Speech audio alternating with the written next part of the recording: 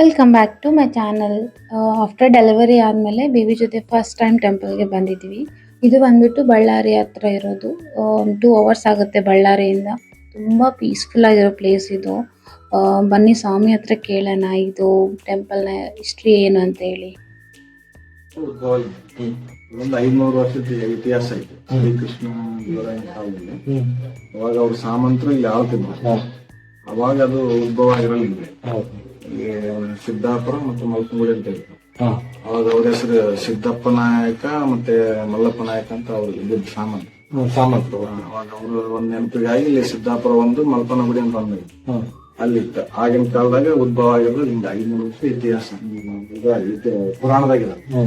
ಮೊದಲು ಎಷ್ಟೈತೋ ಗೊತ್ತಿಲ್ಲ ಇತಿಹಾಸ. ಆಗ ಏನ್ ಮಾಡಿದ್ರು, ಇಲ್ಲಿ ನಮ್ಮ ಸಿದ್ದಾಪುರದಾಗ ಆಗಿನ ಕಾಲದಾಗ ರಾಕ್ಷಸಗಳೆಲ್ಲ ಜನಕ್ಕೆ ತೊಂದರೆ ಮಾಡ್ತಿದ್ರೆ ಸಿದ್ದೇಶ್ವರ ಏನ್ ಮಾಡಿದ್ರು, ಮಾನವರು ಕೂಡ ಬಂದಿದ್ರು.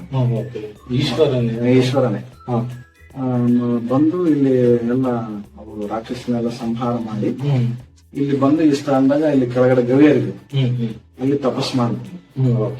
ತಪಸ್ ಮಾಡಿದಾಗ ಗಂಗಮ್ಮ ಆಯಮ್ಮ ಪ್ರತ್ಯಕ್ಷ ಆಗಿ ನಮ್ಮ ಒಂದು ಸ್ಥಳದಲ್ಲಿ ನೀವು ಒಂದು ಧ್ಯಾನ ಮಾಡೋದ್ರಿಂದ ನನಗೆ ಒಂದು ವರ ಕೊಡಬೇಕು ನೀವು ಅಂತ ಕೇಳಿದ್ರು.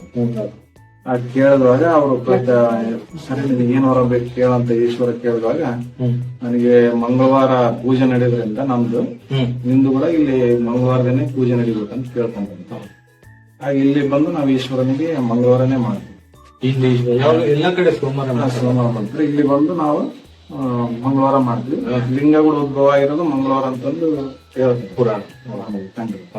ಹಂಗಾಗಿ ಇಲ್ಲಿ ಈಶ್ವರನಿಗೆ ಬಂದು ಮಂಗಳವಾರ ಪ್ರತ್ಯೇಕವಾಗಿ ಇದು 108 ಸ್ಥಾಪನೆ ಮಾಡಿದ್ರು. ಜೊತೆಗೆ ದೇವರು ಒಬ್ಬ ದೇವರಿಂದ ಗಣಪತಿ ಮತ್ತೆ ಪಾರ್ವತಿ ಮತ್ತೆ 108 ಲಿಂಗಗಳು ಸ್ಥಾಪನೆ ಮಾಡ್ತಾರೆ. ಇದು ಬಂದು 82-83 ಹಾಗೆಲ್ಲ ಚಂಡಿ ಹೋಮ ಮಾಡಿ ಕೆಳಗಡೆ ಎಲ್ಲ ಪ್ರತಿಷ್ಠಾಪನೆ ಮಾಡಿದ್ರು. ಸ್ವಾಮಿಗಳ ಜೊತೆ ಎಲ್ಲ ಮಾತಾಡ್ಕೊಂಡು ಆಮೇಲೆ ದರ್ಶನ ಎಲ್ಲ ಮುಗಿಸ್ಕೊಂಡು ಸ್ವಲ್ಪ ಫ್ಯಾಮಿಲಿ ಜೊತೆ ಟೈಮ್ ಸ್ಪೆಂಡ್ ಮಾಡಿದ್ವಿ. ವೆದರ್ ಮಾತ್ರ ಸಖತ್ತಾಗಿತ್ತು. ಏನಪ್ಪ ಏನ್ ನೋಡ್ತಿದ್ಯಾ? ಏನಂತ ನಿನ್ ಮಗ? ಏನಂತ? ಅಪ್ಪ ಅಪ್ಪ ಅಂತ. ಅಪ್ಪ ಅಪ್ಪ ಅಂತನ?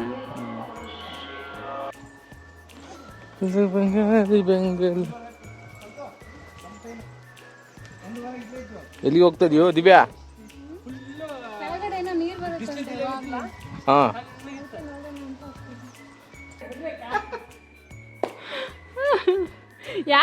ಯಾರು ಎಷ್ಟೊತ್ತು ನಿಂದಿರ್ತಾರ ನೋಡಮ್ಮ. ಅಲ್ಲ